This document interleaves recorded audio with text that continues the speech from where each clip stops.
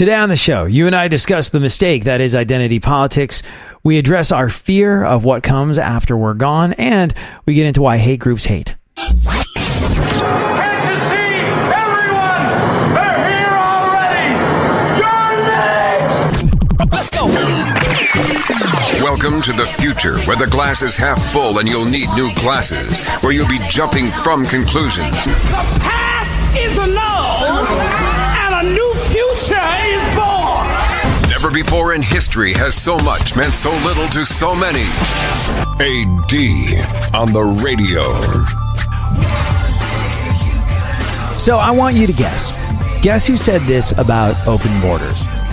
Quote, direct quote. There's a lot of poverty in this world, and you're going to have people from all over the world, and I don't think that's something that we can do at this point. Can't do it. Sounds sort of restrictive, right?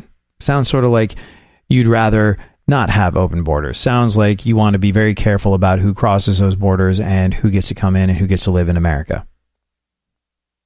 Now, that's a narrative that a lot of people would call hateful. That's a narrative a lot of people would call alt-right. A lot of people would even go as far as to say that's the act of a nationalist white supremacist. Those words. You and I talk about this an awful lot on this show. The fact that identity politics are meaningless. And I don't care if that identity is to do with the color of your skin, your race, your gender, your sexuality, all of the above. Now, look, obviously there's a lot of people that have dealt with prejudice for a long time. Let's not pretend we don't know that. Let's acknowledge that. And that's terrible. It's terrible that anybody could have ever been denied anything in this world because of the color of their skin, or who they love, or the place where they happen to have been born. That's awful. That's wrong. That clearly needs to stop. And to have someone that you feel is more in touch with your experience running for office, I can understand why that would speak very strongly to someone that's been minimized or passed over or discriminated against. But the idea of identity politics, I'm going to take it one step further than the color of your skin, your sexuality, your gender, all of the above. I'm going to say it applies to whether you say you're a Republican or a Democrat. Now, look. People love these labels. They make them feel safe. They make them feel like they've got it figured out. They make them feel like they've got safety in numbers because, well, I'm a Democrat. There's a bunch of Democrats over there. I know I'm going to go hang out with them and everything's going to be chill and I'm going to feel safe. And I'm going to feel like I'm among people that act and think the same way I do and I can speak freely. Same way if you are someone who identifies as conservative, or there's a lot of different shades of both of these sides of the political fence. There's a lot of people that say someone like Beto O'Rourke is too white, too male. He couldn't possibly be president of these United States of America. He's entirely too white, too male, too privileged. No, absolutely not. Freaking cisgender. Who does he think he is? He can't speak to my experience. And then on the flippity flop of that, on the right, there's a lot of folks that go, certainly I'm never voting for an establishment Republican. Oh, perish the thought. Oh, yeah, sure. Republican in name only. Yeah, right. They're not nearly right enough for me. I'm a libertarian. I'm part of the alt-right. I'm part of, who knows? Every time you turn around, there's another little growth, another little carbuncle emerging on the ass of either political party. Some of them get out of hand, get infected, grow to large and unwieldy sizes, and they need to be lanced. But whatever the case may be, left, right, there's a sense of security there. I'm a Republican. I'm going to go hang out with other Republicans. They think, talk, speak, look, act like I do. I know I can feel safe among them. I know I can feel free to say the things I want to say around them that I can't say at the Thanksgiving dinner table. So I'm going to go hang out with them. And the same on the left. But it's so pointless. I mean, look, we talk about this all the time.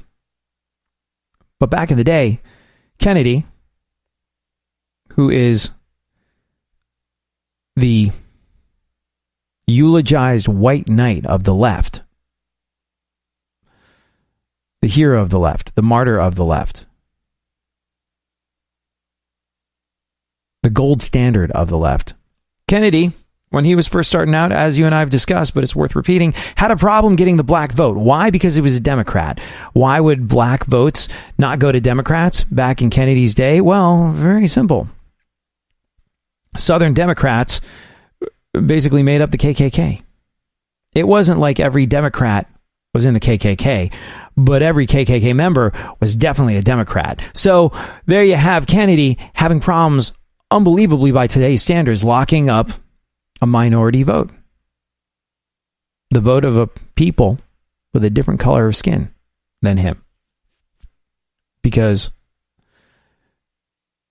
being a Democrat carried with it hate and discrimination and hurt. And he overcame that by getting Martin Luther King out of jail when Martin Luther King was in a tough spot.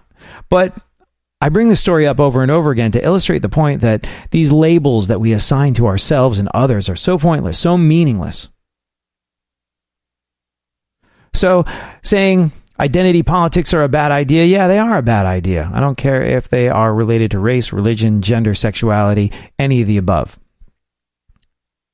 But saying that your identity is that of a Democrat, saying your identity is that of a Republican, that's just as limiting in its own way. And the reason we're talking about this is because, well, it illustrates the point beautifully. That quote that we opened the show with, who said, quote, direct quote, there's a lot of poverty in this world. Said this about open borders. Quote, there's a lot of poverty in this world, and you're going to have people from all over the world, and I don't think that's something that we can do at this point. Can't do it. Yep.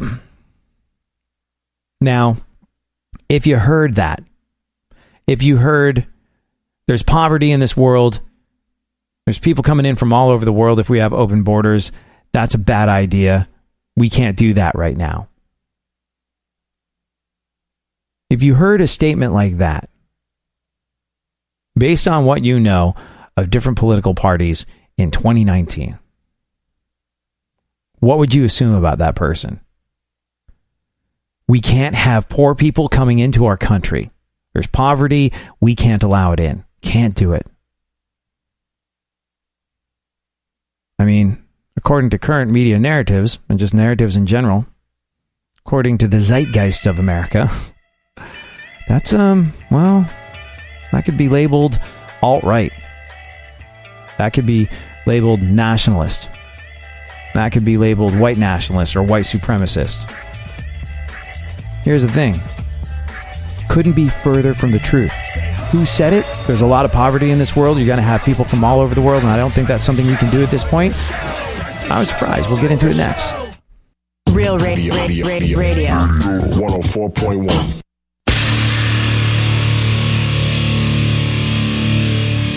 Where the left and right come together for fundamental truths. AD on the radio, on Twitter at ADSXE.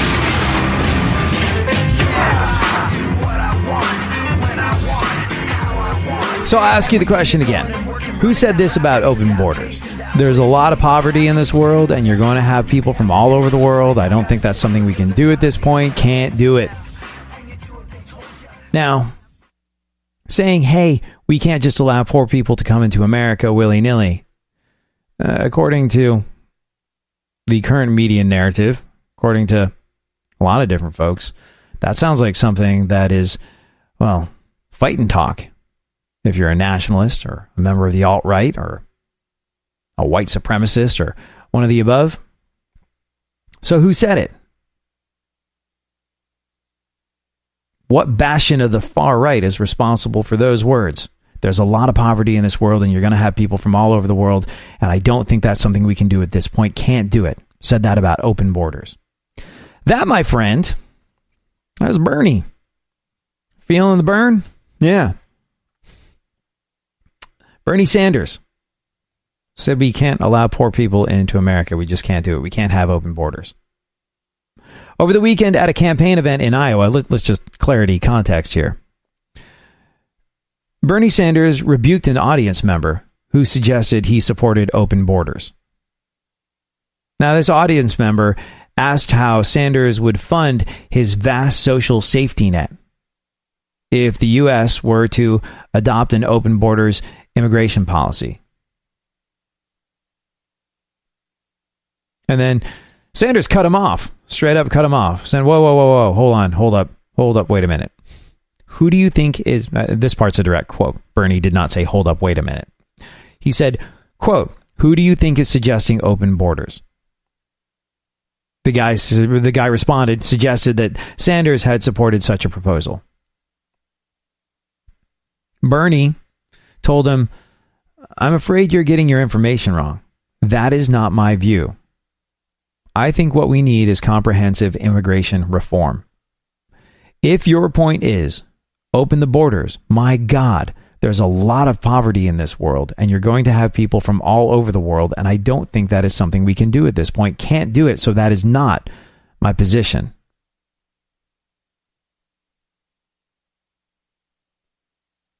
And people have been running with this left, right, and center all day long. And it's worth noting. Now, if you are a Bernie supporter, I'm not trying to point out a dent in his armor. There's a lot of people that I think cling to the idea of Bernie because he's an idealist. Bernie Sanders is an interesting guy.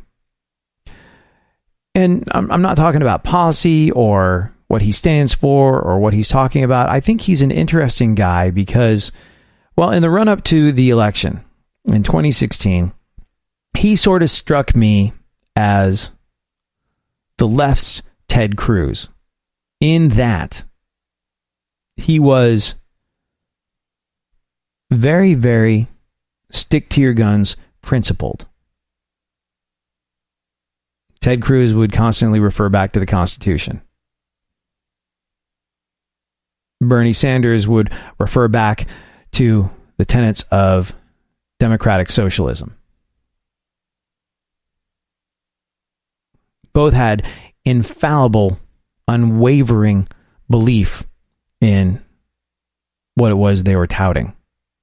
The guns they stuck to them in such a way that commanded a certain amount of respect. And Bernie Sanders, to me, was an interesting guy because he commanded a certain amount of respect from people that absolutely disagreed with him. It was interesting. I saw a lot of the far right-wing libertarian types being like, Bernie Sanders, oh man, no. Do not believe that his plan for America is a good plan. Think that would put us all in the poorhouse.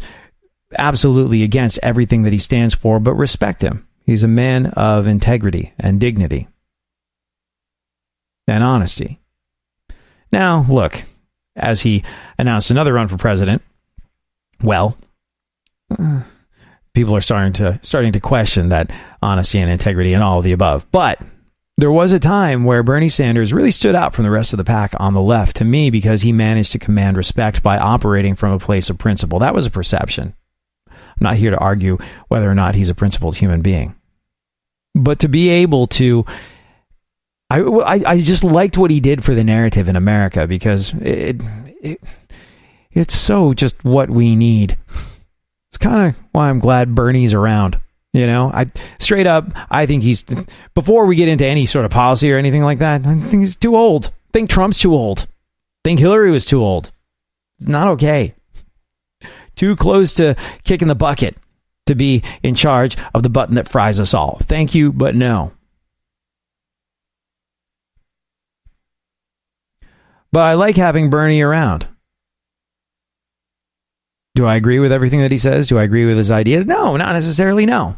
But I like the fact that he is a person who at one point was able to command enough respect to get us to operate from a slightly more dignified place. There was a lot of mudslinging, a lot of utter and total division that bordered on hate over identity politics, whether you're a Republican or a Democrat. It's so pointless, so self-defeating. You know who's super glad to see us squabble amongst ourselves, pitted against one another by the internet and their various bots?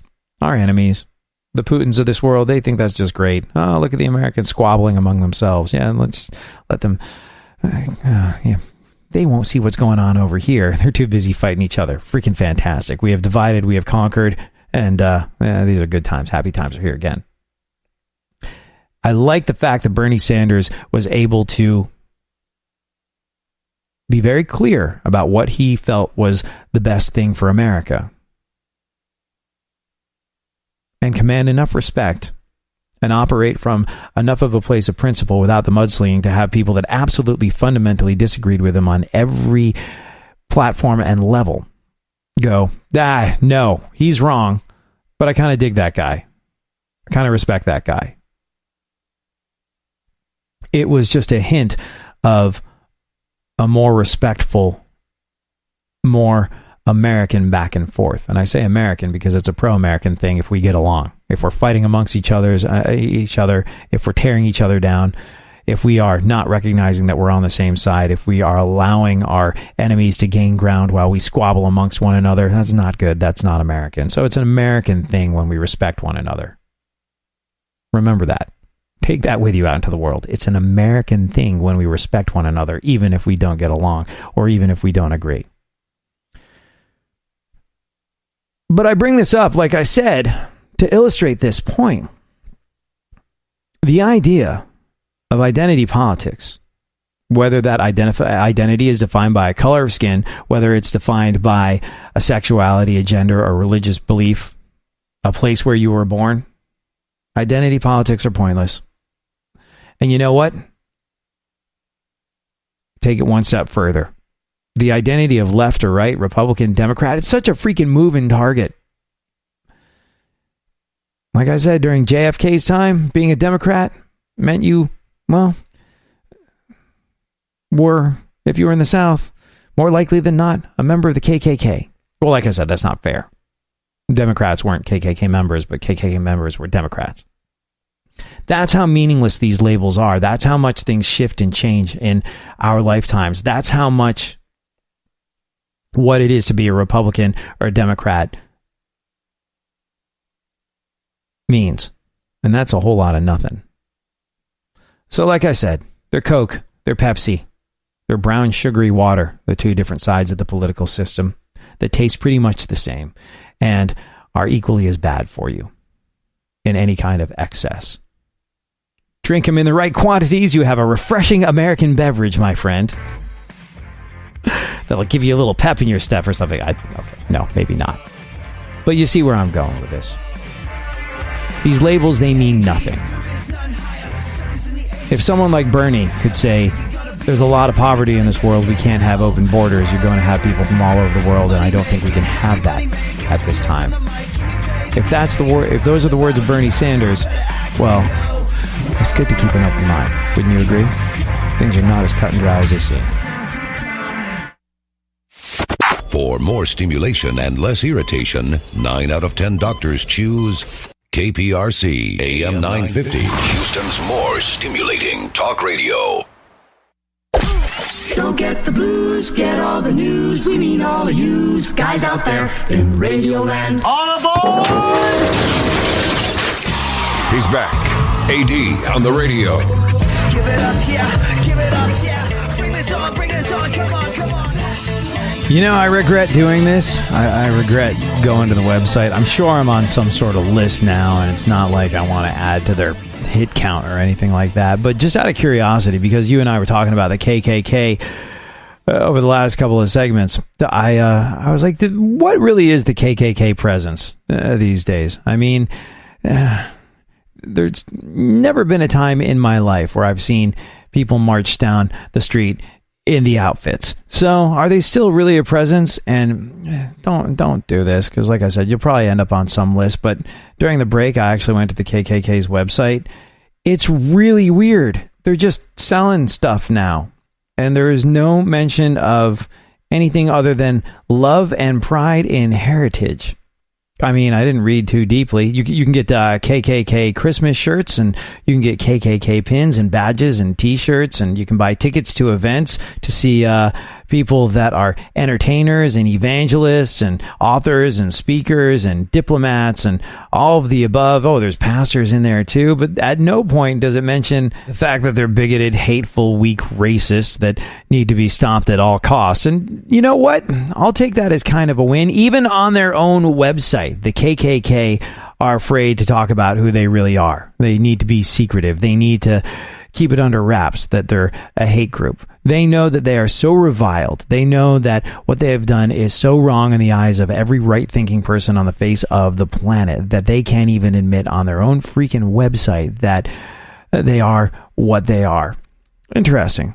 Like I said, I'll take it as progress that the KKK are not what they once were. Of course, it would be better if they didn't exist at all. And, well, thinking about it, as Kyle Kinane points out, it's a little surprising that they still do. I can't believe that the Ku Klux Klan is still around. Like, I'm upset that I have to think about that. Like 2 years ago, if somebody's like the Ku Klux Klan, I'm like, they're not still real, right? They're gone. Or maybe there's like 5 of them left and they're bummed out. You know? Like they're in the clubhouse just sad. Like, I don't even want to wear the thing anymore. I would make a terrible Klan member. No, one of the main reasons I would make a terrible Klan member is because I'm a very sloppy eater. And I'm not condoning the Ku Klux Klan. It's despicable that they're still around. But if it's some sort of art of war, understanding your enemy, I'll say this, their laundry game's on point. You can't argue with that, all right? They keep their whites white all the way through. You ever see a picture of them, like even an old-timey picture where there's a bunch of them and they're all the way in the woods without a smudge? Get out of here. I wear a white t-shirt in my own apartment. 20 minutes later, I look like I got in a fight while I was trying to fix a motorcycle. I look like any character at the end of The Outsiders. I don't know how they do it. Somebody give me a hula hoop covered in barbecue sauce? I don't even know how this could happen. I can't believe that the Ku Klux Klan is still around. Like, I'm upset that I have to think about that. Like 2 years ago, if somebody's like the Ku Klux Klan, I'm like, they're not still real, right? They're gone.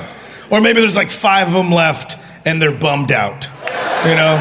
Like they're in the clubhouse just sad. Like, I don't even want to wear the thing anymore. I would make a terrible Klan member. No, one of the main reasons I would make a terrible Klan member is because I'm a very sloppy eater. And I'm not condoning the Ku Klux Klan. It's despicable that they're still around. But if it's some sort of art of war, understanding your enemy, I'll say this, their laundry game's on point. You can't argue with that, all right? They keep their whites white all the way through. You ever see a picture of them, like even an old-timey picture where there's a bunch of them and they're all the way in the woods without a smudge? Get out of here.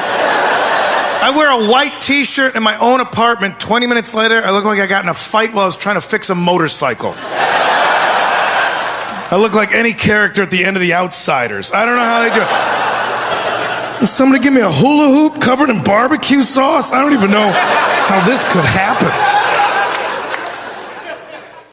You know, it's interesting. You look at this KKK website, which I don't advise you do. It's making me feel progressively more and more itchy, but I just kind of had to see what's up. First and foremost, it looks like it was made on Netscape Navigator, like courtesy of GeoCities in about 1997. Good at coding, the KKK are apparently not. It's really weird. It's so low quality. It's very strange. But it is really such an indicator that these horrible things that exist in society, hate, fear, prejudice, all of these things, they come from weakness. They come from cowardice. Because you look at this, and it's disgusting, and it makes me itchy. But it's so chicken-ass. Like, we know what the KKK are. You're blatant racists. Horrible, awful, miserable, terrible tradition of doing awful things to people that aren't white. Criminals, hate mongers, the lowest of the low. You know what you are, we know what you are. But you're just too chicken-ass to say what the hell you are. trying to hawk tickets to some sort of conference. There's workshops on gun safety and survival food and children's classes and music and thought-provoking speeches and banquets and books and souvenirs are available. A family event that is both private and secure. Disgusting. And like I said, a true act of cowardice that you can't just say what the hell it is you are. And proof, I think, that all the worst parts of human nature come from exactly that. From cowardice, from fear of retribution, from fear of that which you are not. Hate comes from, I can't say it on the radio and remain employed. Hate comes from being a wuss. That's a polite way of saying it. Hate comes from being weak. Hate comes from living in fear. And like I said, you don't have to. I took the bullet. I feel itchy. I feel weird. I feel unclean having clicked onto this website. But it's never been more clear to me as I look down it and see that they are too afraid to admit what they are to themselves and the rest of the world on their own freaking webpage, which, by the way, sucks, that all of this comes out of weakness, fear, and cowardice. It's disgusting. And you know, I have to tell you, I'm always curious to know how things happened, why people do what they do, how they got to be the way they are. People that I disagree with tremendously, politically, socially, ideologically. Those are the people that I want to dig a little deeper into. One of the best things you can do for the world is understanding something that you are not. One of the best things that you can do for the world is getting out and experiencing things that are different from what you've known and experienced and meeting people that have led a different life than yours.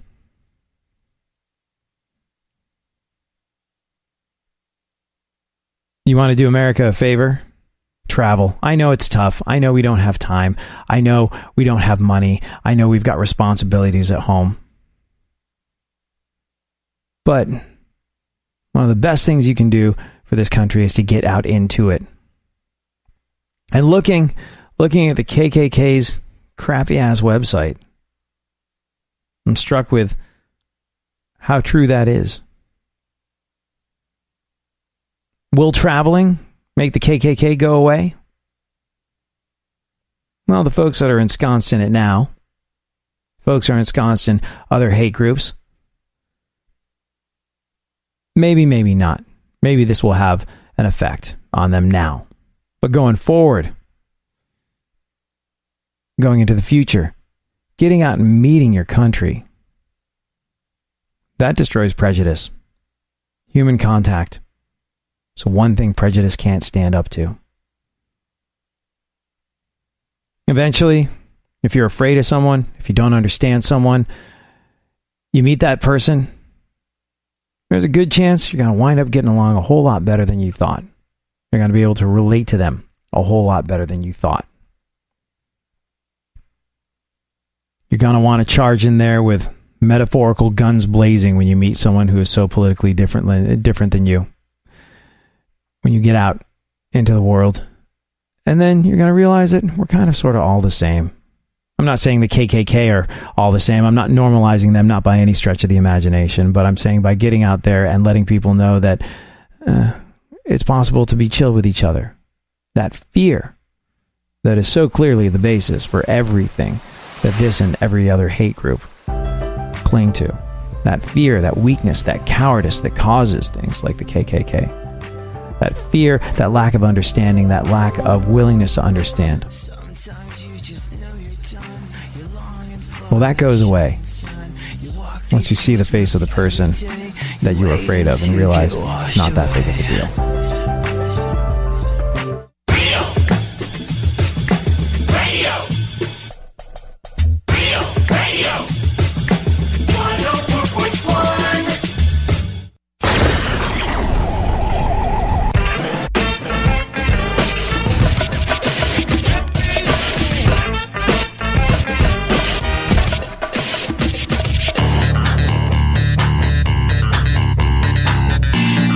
Now, more AD on the radio. Back once again, the ill behavior, delivering and giving you my musical savior. Back once again, it's your boy AD, and can't nobody rock a body better than me. Back once again, the ill behavior, delivering and giving you a musical savior. Back once again, it's your boy AD, and can't nobody rock a body better than me.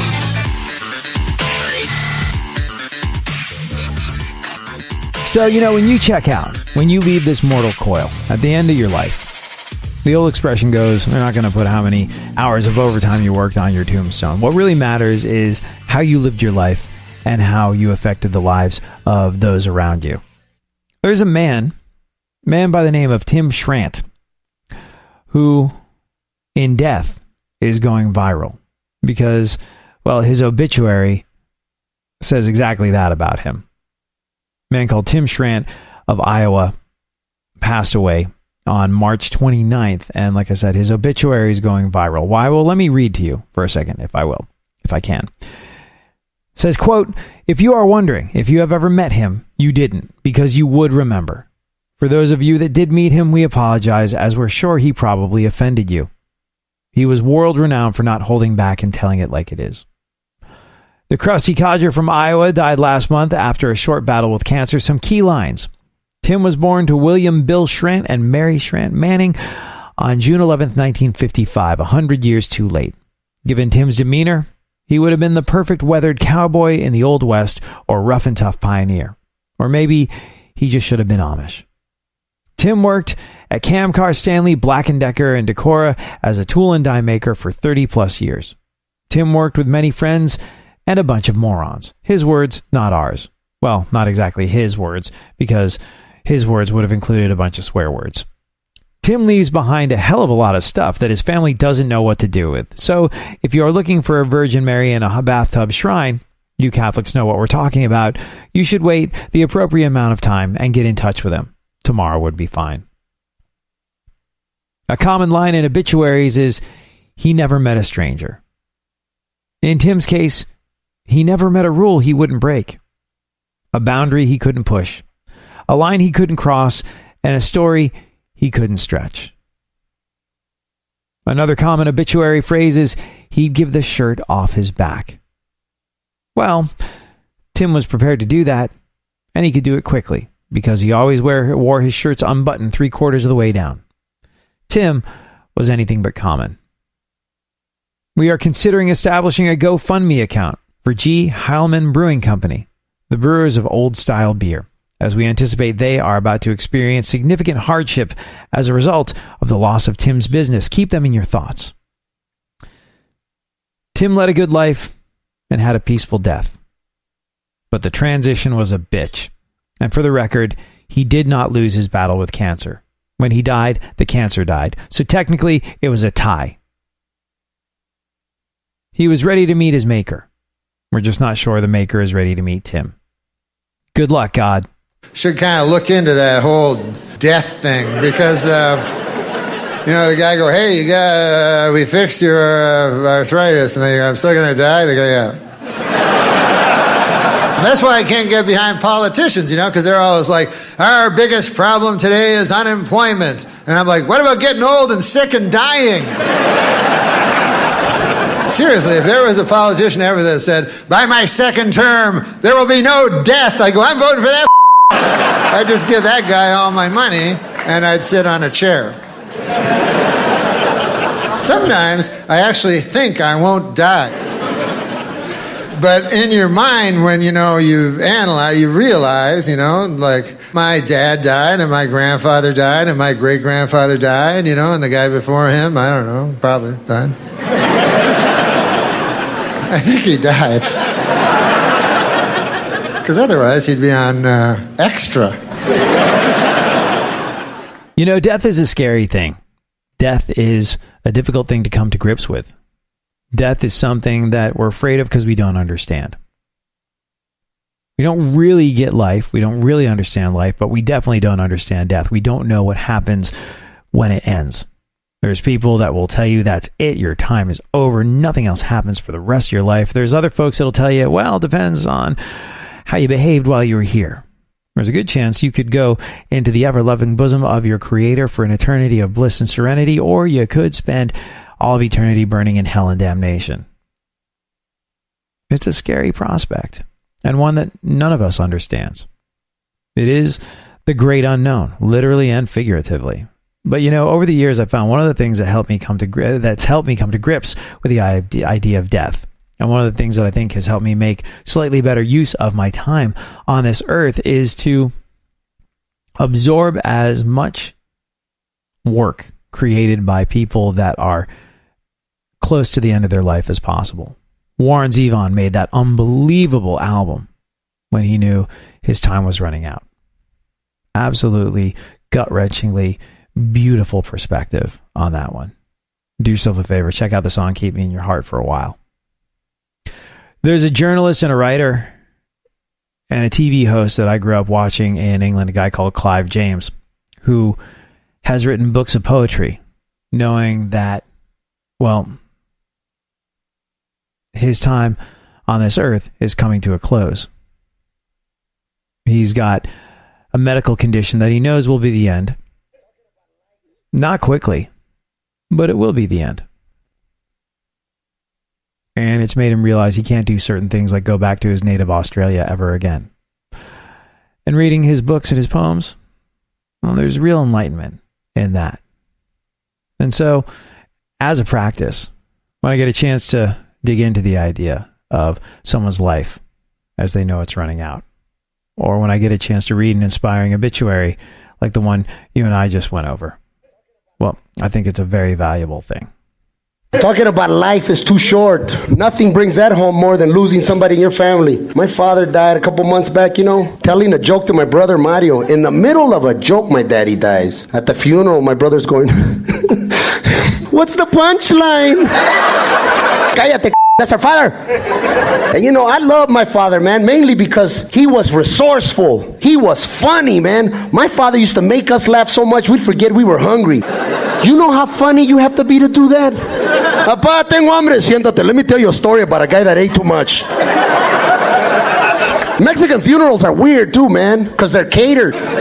There's food in Mexican funerals. You go to white funerals, they don't have for you to eat there. You're there to cry and to mourn. They're there going, oh, God, he was a swell fella. Oh, he's gonna be missed so much. Jesus, for Pete's sake, crying out loud.